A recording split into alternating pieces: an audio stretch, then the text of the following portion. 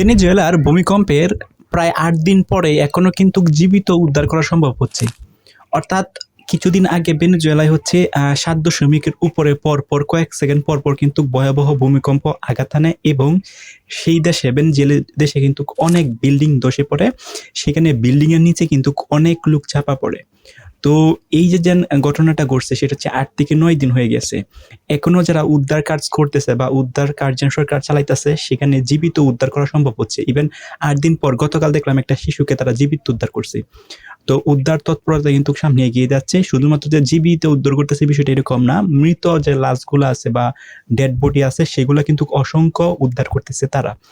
তো এই যে ভেনেজুয়েলায় যে ভূমিকম্পটা হইছে সেটা কিন্তু একটা শক্তিশালী ভূমিকম্প হইছিল। প্রায় ৭.২ এর উপরে মাত্রা ছিল তার।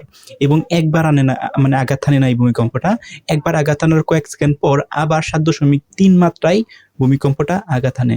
সো পরপর ২ টা ধাক্কায় ওই দেশের যে দুর্বল যে অবকাঠামোগুলা ছিল বা বিল্ডিং গুলা ছিল সেগুলা কিন্তু মুহূর্তের মধ্যেই ধসে পড়ে এবং এই বিল্ডিং এর ভিতরে যারা ছিল তারা হচ্ছে সবাই চাপা পড়ে এবং অনেকেই কিন্তু মারা গেছে। তো এখন পর্যন্ত মৃত্যুর সংখ্যা ব্যাপক হিউজ, অর্থাৎ প্রতিদিনই কিন্তু তারা মরদেহ বা ডেড বডি কিন্তু তারা উদ্ধার করতেছে।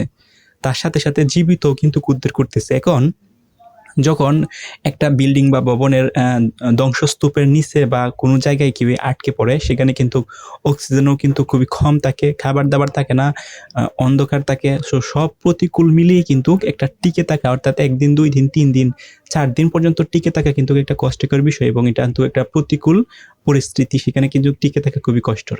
সেখানে ৮ দিন পর্যন্ত তারা অনেকেই বেঁচে ফিরতেছে।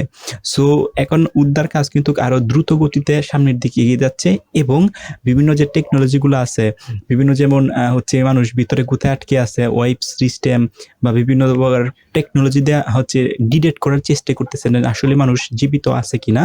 যেখানে জীবিত আছে সেখানেই আগে উদ্ধার তৎপরতা তারা চালাচ্ছে এবং উদ্ধার করার কিন্তু চেষ্টা করতেছে। তো দেখা যাক সামনে কি হয়। যেহেতু ৮ দিন পর হয়ে গেছে এখনো হচ্ছে জীবিত উদ্ধার করা সম্ভব হইছে।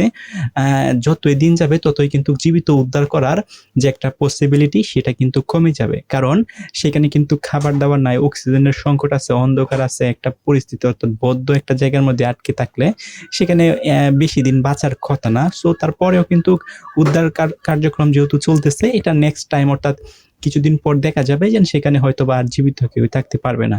সো রানা প্লাজার বাংলাদেশে যে সময় ধ্বংস হয়েছিল আপনার মনে আছে হয়তো, সেখানে কিন্তু প্রায় ১৭ দিন বা ১৫ দিন পরে কিন্তু একটা মহিলাকে উদ্ধার করা সম্ভব হয়েছিল। সো এখন দেখা যাক কি হয়। এই ভেনেজুয়েলার ধ্বংসস্তূপে যারা আটকে আছে তাদেরকে আরো জীবিত উদ্ধার করতে পারে কি না। সো সর্বশেষ মানে একটা সুখের খবর হচ্ছে সেটা হচ্ছে ৮ দিন পর্যন্ত একটা শিশুকে তারা উদ্ধার করে এবং উদ্ধার করার পর তাকে হাসপাতালে প্রেরণ করে এবং তার ট্রিটমেন্ট কিন্তু এখন চলছে।